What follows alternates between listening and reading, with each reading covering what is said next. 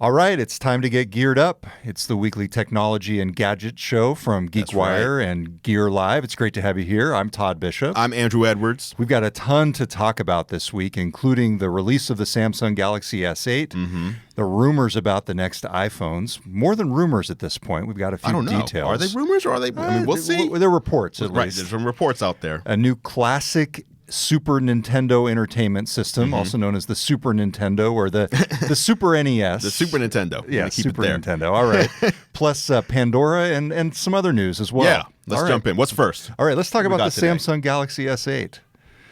By the way, we should mention, don't forget to subscribe. Gear Live, Geared Up now has its brand new iPhone podcast. iTunes podcast. Actually, it's an Apple podcast. So Apple actually rebranded. Yes. It's no longer iTunes podcast, but we have an Apple podcast, but we're also on Stitcher. That's right. And anywhere else? You can youtube.com/Gear Live. Gear Live, yeah. So you can subscribe at geekwire.com/gearedup to get the information where to subscribe to the audio version, or if you want the video version, youtube.com/Gear Live. That's right. Yes. So all right. So let's jump in with it. Andrew, I'm looking right here at an image of the new Samsung Galaxy S8. It's terrible. You were driving here. Of course, now this is the next flagship phone from Samsung. We talked about it quite a bit on the show. Yep. You were driving here, and what did you find out? So I'm driving here on the way here to record our show, the best tech podcast out there. And as I'm pulling in, so I'm about an hour away from here. As I'm pulling in, I get a notification from UPS that my Galaxy S8 has been delivered. And so it's waiting for you at home right now. It's at home, leaving me no time to go back and get it because we have, other stuff scheduled for the day. So we could have had a nice hands-on early 2 days before it releases, hands-on today on the S8. And unfortunately, UPS didn't play nice with that. Next week. We'll have it next week, and I'll try to get a video up tomorrow showing some first hands-on impressions of the S8. But unfortunately, it's not here today. But it comes out this week on Friday, and it's going to be, it's huge. It's huge, and it seems like people have forgiven Samsung. They've forgiven them for the Note 7 debacle. Yeah. It comes out on Friday, April 21st. For people who have an iPhone that they're thinking about dumping, or they have a previous version of the Galaxy phone, what's your biggest piece of advice to them as they consider possibly getting a Galaxy S8, Andrew? The S8 definitely, it's the new form factor. I believe this is the future of smartphones. And so Samsung is, at this point, kind of leading the way towards what smartphones are going to be, which is basically these super thin or non-existent bezels on the side and super small bezels on the top and bottom. The display is gorgeous. It feels great in the hand.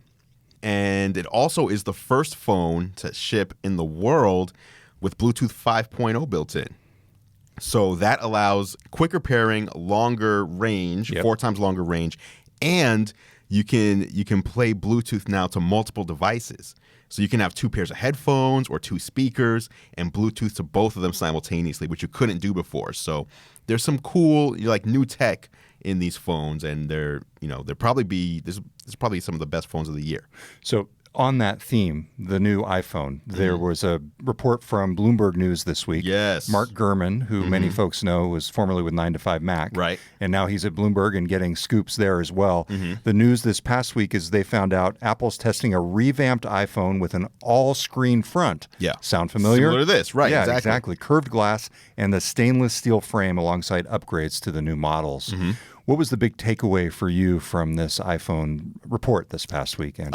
This is kind of what I expected Apple to do. They have, it's been iPhone 6, 6S, and 7 have shared the same design. And so it's time for something new. And, there's not much you can do with the current design. You have to just come up with something radical, especially we're coming up on the 10th. This is the 10th anniversary of the original iPhone, which was released back in 2007. So I did expect to see something like this, completely, complete screen on front, minimal bezels. What's odd to me, though, is this Touch ID on the back. I think that's kind of weird. And I think what Apple really wants to do is have Touch ID underneath the display. So, because they don't have room for, if you're doing all, bezel-less, you don't have room for the home button. So what they want to do, and what I think they're still trying to accomplish, is get the Touch ID under the display. So you can put your thumb on the display itself and have it read that. But if they can't make that happen in time, if they can't figure it out in time, I think this is the backup, which is to put the Touch ID on the back, which I don't know. I don't like it as much, just because it's just another place to, it's another button, and they're trying to go buttonless. And so that part I don't like. Some people are complaining about this, the dual cameras that are now in a vertical alignment instead of horizontal. But I don't know. I mean, does that matter to you? No, I don't people are like, so. It looks ugly now. It looks ugly. What's Apple doing? It looks different, and it's just like, instead of being to the right, it's just to the bottom. Who cares? So is Apple following Samsung here? Because it feels like Apple over the years with the iPhone has been somewhat of a leader. Obviously, we're at the 10th anniversary of the 2007 unveiling, where they took a category and completely redefined it. Right. Is Samsung the one doing the defining now? Well, I don't know. So it could be seen that way. But the other thing is, they all have their specific launch periods. So Samsung is always launching in this time period of April. Apple's always launching in September. So it's like, if April comes before September, so Samsung's always going to be, you know what I mean? So it's interesting, like, both phones, whether it's the Galaxy S8 or the iPhone, whether it's iPhone 8 or whatever they end up calling this, they haven't just started working on this like 3 months ago. You know what I mean? These have been in development for about 2 years. So when you look at it that way, who's really copying who, I don't know. This is the old Microsoft Apple debate as well on things like file search in Windows and Mac. Redmond, start your photocopiers. Yes, and then Microsoft would claim they'd been working on it for years. So this kind of stuff is not new. Real fast, in the time we have left in this segment, one of the advantages of the bezel-less approach on either the S8 or the next iPhone is that you get this interesting augmented reality effect. Yes. Do you see that being a factor for Apple as well? Oh, definitely. And we're going to talk about that a little later on with Facebook as well in this show. But yeah, when you have this look with like the minimal bezel, what you end up having is, when you open the camera, and the camera is going to be almost the door to augmented reality on these phones. When you open the camera, it's like you're just holding a clear piece of glass that can overlay stuff onto the real world. And so I think both Apple and Samsung and others are going to, use that to their advantage for AR. All right. You are listening to Geared Up on GeekWire. iPhone 7S, iPhone 8 will be together. Yes, I think so. I think it's going to be like the Apple Watch, so we had that first Apple Watch, and then Apple released the Apple Watch Series 2, but they also released Series 1. And Series 1 is basically last year's Apple Watch with just a faster processor. So I think we're going to see whether you call it the 7S or whatever, it's going to be what we have now, this exact same thing with just a faster processor. So it's going to just be an updated version. And the new phone is going to be, I don't know if they're going to call it 8 or, whatever they're going to call it, 10. That's how they're going to do that. Just my opinion. How about any comments on the Note 8 battery? Wait, the Note 8? The Note 8. Yeah, the Note 8's coming. The Note 8's coming. Are they going back to that well? Well, they have. So what Samsung does is they have 2 releases per year. They have the Galaxy S and they have the Galaxy Note. And they come out at different times. And they're definitely going to have the Galaxy Note 8. The battery's going to be bigger, I'm sure, than the S8. But I think one of the main things on the Note 8 is going to be, they're going to have a dual camera similar to the dual camera you have here on the iPhone. But they're going to improve upon that dual camera in a big way on Samsung. Okay, Robert Cabrera is asking about the mock-up behind us. No, this mock-up behind us, Robert, is very unofficial. We got it via 9 to 5 Mac. Yeah. This is based on schematics and rumors. But in April is the time where we start seeing rumors that end up being true. So I think this is one of a few designs that Apple is working on, but I don't think this is definitely not the final. That was one takeaway from the Bloomberg report, is it was a general direction, but there was no clear. Yeah. There was no the final. It still needs to be finalized. Right. Until they go into mass production, anything can happen. Khalid says UPS just delivered his GS8. Come on, nice. So this guy has his picture. It didn't happen. Khalid. He has his. I don't have mine. Congratulations, though. Oh, by the way, somebody's asking about a Google giveaway. The Google giveaway. Go to the giveaway page and you'll see who won the Google giveaway. We just launched a Galaxy S8 and S8 Plus giveaway today, though, which I forgot to mention during that segment. But gearlive.com/go/win-s8. You can enter right there. Okay. Do you think the position of the camera will affect the type of camera they'll use? No. I mean, what's the difference? Like the real difference is going to be on the front cameras, and as you can see, we didn't talk about that either. But on the front camera, there's actually 2 cameras over there, and I think they're going to use that for depth perception and depth sensing to do like facial recognition. Maybe they'll also do retinal recognition as well.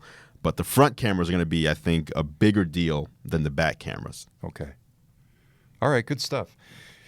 Nikki is ready to get her geared up fix. So you got a fan. All right, good. Okay. Hey, oh, by the way, a big thanks to GoDaddy for sponsoring this episode. They make it happen for us. Geared Up. That's right.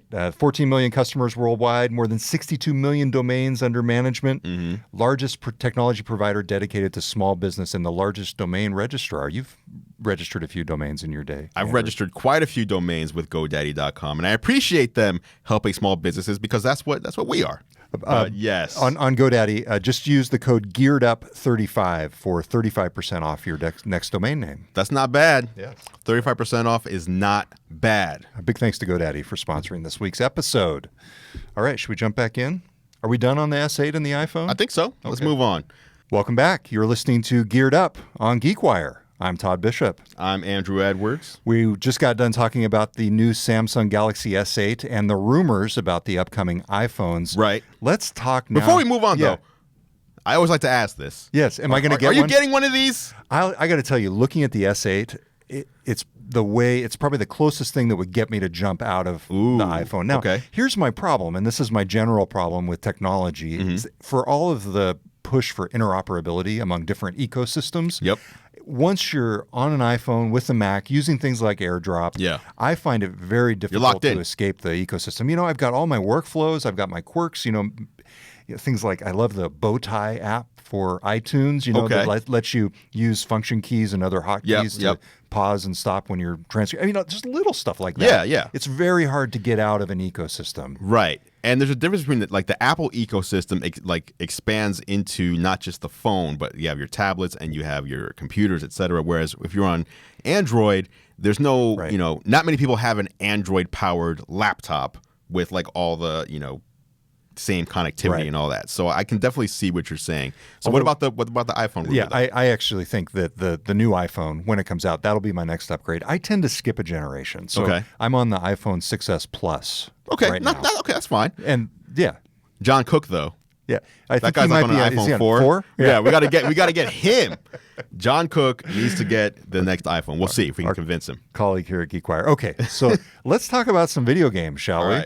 All right. There was a couple of interesting bits of news from Nintendo, not about the Switch this week, but about some classic retro revivals. There was some Switch news as well, though. We can talk about that too. But yes. Okay, so let's set the context here. There was the mini console that was very popular. The NES Classic. Last year. We talked about that a lot. We played it here on the show. The news this past week was that Nintendo is discontinuing that. Yes. Many people were not able to get it. It is discontinued. It is discontinued. Okay. Done. Okay. What's the deal there? Well, this is just my opinion. I'm not sure. But Nintendo says, it was never meant to be like an ongoing device. Like they weren't trying to bring back the NES and just sell it in perpetuity. It was supposed to be, a limited edition device, right? For the holidays last year, they kept making them, they kept selling them, and they're like, now it's done. Like we're done with this. We have other stuff to focus on, which they do. But I also think piracy was a big deal because you can buy an NES Classic for $60, and it was very easy to plug into USB and mod it. And basically, so it comes with 30 classic games. It had enough space on there that you can put every single NES game on there, like over 500 games, with ease, within minutes. And so I think it was more of that, where it's like we basically built a piracy machine. Yeah, but who cares? These games are how many decades old? Well, they care, and here's why. If you have a Switch and they release the Virtual Console, they want to charge you $2.50 or $5 for each of these games. They don't want you to just download them for free off the internet and put them on a $60 device. Are enough people doing a USB mod with the classic I don't know. console to really make a meaningful difference. I don't buy that. Did you do that? Yes. If anybody out there owns an NES Classic and has modded it in order to put more games on it, we want to know. So if you're in the live stream, go ahead and tell us that. But even if you're watching later, video on demand, recorded version, drop a comment because I'm curious too. Like, I haven't done it, but I know many people who have, and they talk about how easy it is. In fact, originally you had to go into terminal and program stuff, and now you just download apps that you just hit go, and it just automatically does it all for you. Bottom line, they're discontinuing the... It's gone. And it's called, again, the NES Classic Edition. Classic Edition. Yes. That was the mini little... It was a cute little thing. It was cool, yeah, but it's gone. Now, here's the rumor this week. I like this. So this is the SNES Classic Edition. Is that what the styling... Not this. That's not what this is. This is the original. Yes. Yeah. That I like because as I was growing up, the SNES was, for me, where it was at. Like, those were all the amazing games. And the NES felt more like old, not as good games. So the SNES, I was all about that. So I'd love an SNES Classic. So what's an example of a game that you loved that everybody would know on the Super Nintendo? Turtles in Time, Super Mario World was amazing. The Legend of Zelda: A Link to the Past, one of the best games of all time. I mean, there's just so many though. All the Final Fantasy games that were on there. Oh my goodness! If they can put even a couple of those games on this thing, and I'm assuming, they'll keep that same 30, or maybe they'll go more and put, 50 or whatever. Street Fighter 2. Put Street Fighter 2 on there. But again, so Street Fighter 2, if they put that on there, they're about to release a new version of Street Fighter 2 for the Switch. It's going to be $40. Why would they want you to just be well, just download the 20-year-old version for free? And, so they have to, if piracy was the reason, then they're going to have to figure out a way to lock this other thing down if this is actually a true rumor. But if not, I don't care. I just want go ahead and cancel the NES Classic and bring this out. Okay. I'll be all about this. What about you? Here's a question. So I played a lot of those games. I got to tell you, my go-to console as a kid, and this might date me, was not a Nintendo console. Do you want to guess what it was? Oh my goodness. Was it We've like actually an had Atari? this conversation before. It was not an Atari either, although we did play a lot of 2600. ColecoVision. Oh my gosh. ColecoVision. Mousetrap on ColecoVision. That was hours. That was my Minecraft. Wow, ColecoVision. What was the best game on that? Did they even have a Mario game on there? You know what? They might have had... The original? Yeah, they might have had, yes, Super Mario. They might have had the original side-scroller. So... at any rate, on this, my big thing is with the Super Nintendo, we didn't call it the Super Nintendo where I grew up. We called it the Super NES, Northern California. You're trying to say it like you grew up in the streets or something. We didn't call it that where I'm from. The mean streets of Chico, California. Right. We called it the Super NES. You know what? Super NES or Super Nintendo or SNES. Let us know. I called it the Super Nintendo. Yeah. With all my friends. Hey, did you guys get a Super Nintendo yet? That's how I... And the first one was Nintendo. I never called it the NES or the Nintendo Entertainment System. It was Nintendo, then there was Super Nintendo. Okay. So, and then I was telling you earlier, it's kind of I think it might be a regional thing. Like how on the East Coast, the mayonnaise is Hellman's, and on the West Coast, it's Best Foods. It's Hellman's. It's not Best Foods. Best Foods is a brand, and Best Foods probably made more things than just mayonnaise. So therefore, how could you call it the brand name? That's like saying on the East Coast, we call it an iPhone, but on the West Coast, we call it an Apple. What? No, it's Best Foods west of the Rockies, Hellman's east of the Rockies. Nope. See, right there. It's right there. I'm looking at it right on the screen. I can't believe this. See, Best Foods mayonnaise. Oh, what? Yeah. It doesn't even say Hellman's at all. That's what I'm trying to tell you. That's weird. Yes, okay. I thought it was more like some people call it Baskin Robbins, some people call it 31 Flavors, and the 31 Flavors people are super incorrect. All right. Well, we will be right back on This Week in Condiments. Yes. All right. So this, again, the SNES Classic Edition. Right. We have no dates. Just a rumor. Yeah, just a rumor. There's no dates, but I think it makes sense. To me, the NES Classic, as soon as that was released, a lot of people are like, oh, are they going to come out with a Super NES Classic next? And if you come out with an N64 Classic, it's game over. Okay. All right. What was it? Was it Dreamcast, the Sega Dreamcast? Yeah. I really liked that one. That was a great one, but that was later. That was during the PlayStation era. Yeah. Was that Peter Moore? I'm trying to remember. Yes. Yeah. Yes, Peter Moore before he went to run Xbox. Before he went to run EA Sports. Before he went to run Liverpool. Right. Now he's gone. The football team. Right. Wow, I know. Okay. All right. Random knowledge. Random stuff there. Random executives. All right. All right. Now let's talk about this Pandora Premium, correct? You're a Pandora user. This is Pandora Premium. It's available now. It was available invite only.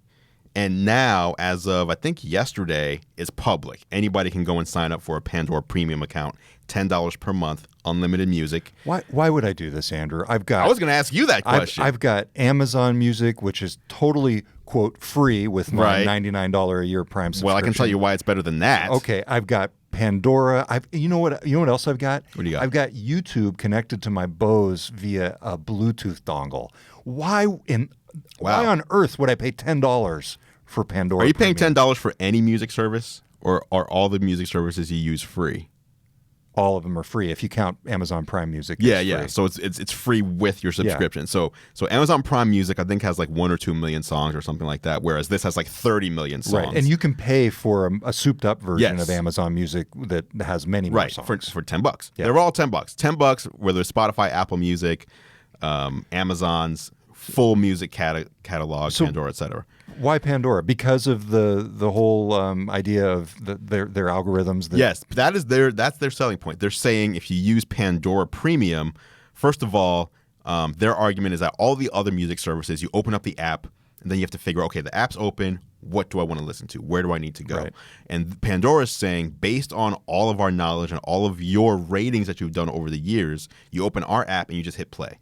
And immediately we're playing music that we believe you'll enjoy. You can still go through and find playlists and specific tracks, specific albums, but we can, and once you hit play, again, according to them, it's an endless playlist. Like you hit play and you're going to drive, across the country for 3 days and you never have to touch it again. Yeah. That's their big whoop argument. I'm sorry. I thought you loved Pandora. I do like Pandora, and I don't pay for it. So you like free Pandora. So you don't like choice. Is really what it comes down to. I like choice, but my choice is not to pay. So choice is not worth it to you. You don't want to pay and have the ability to just and some people are like that. Like I think some people just want to say, I don't want the choice. I have my Pandora station, just want to hit play. I don't mind the commercials. I understood. I'll tell you something that I've been looking into more since we first talked about it. Okay. Not music, but video. YouTube TV. Holy cow. I cannot wait until that comes to our city. It's just in selected cities. I signed up now. for it. You did using some IP spoofing? Yes, I did. That's all you need to do. You need to do that one time. Will you help me do that? Yeah, all you need to do is, and anybody out there that wants to do it. So YouTube has a TV service now. It's only available in 5 cities. $35 a month. $35 a month. Unlimited DVR. Unlimited DVR, and it holds all of those DVR shows for 9 months. So if you record something, it disappears 9 months from now. So unlimited for that's crazy. Who cares? That's 9 months. I mean, that's fine. You can't if you're not watching it in 9 months. You're I wasn't saying that was a bad thing. That's a good thing. Yeah. But if you want to sign up for it, all you need to do is get an Android device, whether it's a smartphone or a tablet, or borrow somebody's. What about a Chromebook? That might work too. All you need is a device that allows you to spoof your location. So any Android device, you can download an app and just type in like New York City and save. Really? Yeah. And then it says, okay, so now any app that uses location will think you're in New York City. So you go to YouTube TV, sign up, and then you can use it anywhere. I think every now and then it'll check to see where, like, you haven't been back to New York in like 2 months. Are you really a New Yorker? And it might need you to like log in from there again. Do you have a recommended app to use to do that? Is there one that There's you so prefer? many. Like on Android. Is there any risk security-wise? No. I mean, just download one that has good. It's Android, right? But what I'm saying is download one that has a high rating. Okay. That's all you need to do. Like the one I downloaded, there was a bunch when I searched, and I just went to the one that had like 35 million 5-star reviews or something. So when they're hacking you, they're not only hacking you, but the other 35 million right? people. So it's like, if you're hacking everybody, are you really hacking anybody? That's the question. Anyway, I'm doing this weekend. Yeah, I've got that's the good. family on board with this as well because we're big YouTube watchers. We love to watch YouTube via the app on the Xbox, and it's great in the living room. Problem. Yes, the living room apps have not been updated for YouTube TV yet. Oh, so you have to cast it from a mobile device to there, or cast it from a. If you have a Chromebit, Why is it always you type in. Complicated? I know. I mean, come on. Really? The other thing, I want to take my $35. I know. Hulu's about to come out with one as well. I've kind of moved on from Hulu, but they're about to come out with a live TV version, same price, and I think theirs might be better. In what way? In the way that it's not limited by location, okay. Number one. Number two, the interface looks amazing. Like they've rethought the TV watching experience in a way that I think looks good. But we can talk about that next week because it's not out yet. All right. I'll do this spoofing thing, and maybe we can do a hands-on with YouTube TV next week. Definitely. Yeah, okay. So Pandora Premium, moving on. You don't like it. No. You're not ordering it. Okay. No, I'm not. Now, speaking of things we don't like. What don't you like? The Facebook news this past week. So here's the thing. Facebook. I don't know. Can we take a break? Yeah. We're taking a break real quick. Taking a quick break. All right. We're not leaving you guys, but we're taking a break. All right. You're listening to Geared Up on GeekWire on Kyra Radio 97.3 FM. Let me see what the comments are. First of all, iPhone 8 still no wireless charger. I think iPhone 8 will be wireless charging. I would be surprised if it didn't have wireless charging. Stephanie Wood's Super Mario Kart. Of course, Super Mario Kart. On the Mario SNES, Kart. On the Super NES. They right. had that. Mm-hmm. That'd be fun. Super Nintendo Super Mario Kart was amazing. Okay, let me see. Which one was Excite Bike on? That was the first one. You loved that was on the NES Classic had Excite Bike. This guy. We played it on air. Yes, right. This guy in Excite Bike. Oh my gosh. Genesis did come out with a mini Sega Genesis that nobody really cared about. Like there is one out there. We should get one on eBay. Maybe, yeah. I don't even know. Start doing more eBay what they on cost. This show. eBay? Yeah. I'm always worried about eBay. I always feel like I'm gonna get scammed. And yet you're fine going and getting a random spoofing thing that is hacking into 35 million people. The reviews were good. That's all that matters. That's all that matters. All right. All right, welcome back. You are listening to Geared Up. I'm Todd Bishop. I'm Andrew Edwards. We are rounding up the week's technology and gadget news. Now on to Facebook. Oh, man. So we're looking behind us here on the screen, Andrew, at what looks to be some kind of party. Yeah, it is a party. There's animated folks. I've sort of got a first-person view. I get the sense that I'm the person You're there in the party. Yep. Looking through the lens. What's going on here? This is Facebook Spaces. This is Facebook's new virtual reality world or system. And it was announced yesterday by Mark Zuckerberg on stage, basically saying AR and VR are the future of Facebook, are the future of technology, which I do agree on. But I don't know if this is the way that we need to go. This is weird. So what you do here is what their argument was is, when you're away from someone, you lose the feeling of connection of them, like they're with you, right? You're on the phone or you're texting or whatever. So what if you could get all your friends or family or whatever together and feel like you're all together again in the same place? Enter Facebook Spaces. Okay. So what's happening here, all of these people, you and these 4 friends of yours, are all in different places, and you all decide to put on a huge Oculus Rift and to hold the Oculus Touch controllers. And you're all, like, one of you is sitting on your bed, one of you sitting in a chair, one of you, who knows. And you're all like, hey, we're all here together. It's your birthday. We're celebrating. But you don't really see each other. What you see are the avatars just from look, they have no legs. It's just from the torso up. I'm also curious, for example, this is the age where you want to be very politically correct. What if you're disabled? What if I'm missing an arm?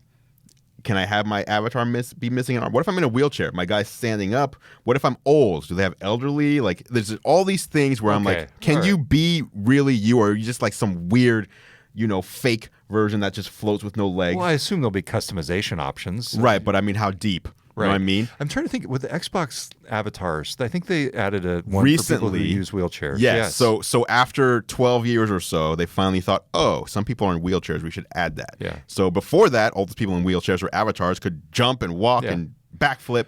So, but the broader use case here, what's your problem with it? Because this seems really cool to me. My problem is they showed this video, like a promo video for this, and showing, okay, here's people like blowing out candles in this fake world, but then in the real world, they cut to them in the real world. They're just sitting by themselves in the room, like with his headset, like blowing. Welcome to VR, man. Right? I'm like, what is this? This is terrible. And they're like, hey.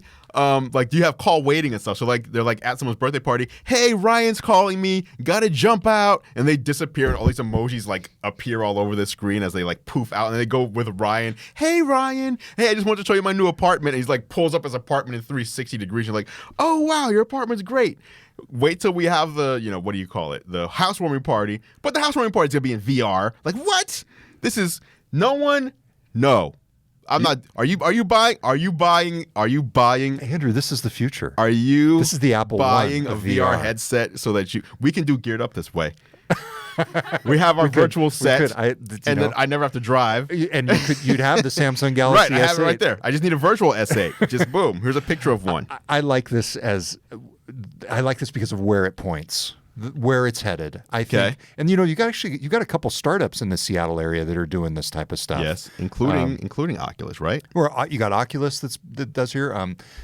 John Vici, the former PopCap Games CEO, is doing something similar to this called Pluto VR. There's VReal from Todd Hooper, which is game streaming in VR. So it's actually streaming in VR. So there's lots of. I think this is headed somewhere. It would be much better if you could actually see the dang people, though, and not their avatars. Right. But that requires tons of video processing. Yeah, and I don't know how that would work. Yeah. Maybe that's the future, though. I mean, in the future, video processing will be less and less or more powerful. But because this is a primitive version of the holodeck. Yes, it is. Think about it that way. Yes, it is. So what's your problem? Well, my problem is it's too fake. It's too artificial. It's not social. It's like antisocial. It's it feels very antisocial. Like, I don't want my interaction with my friends to really be more interactions with their avatars and not I don't want to be like, you know what, I never have to see you again because I can just see your avatar and I can hear your real voice and see the fake you and we're good. Like, that's our friendship.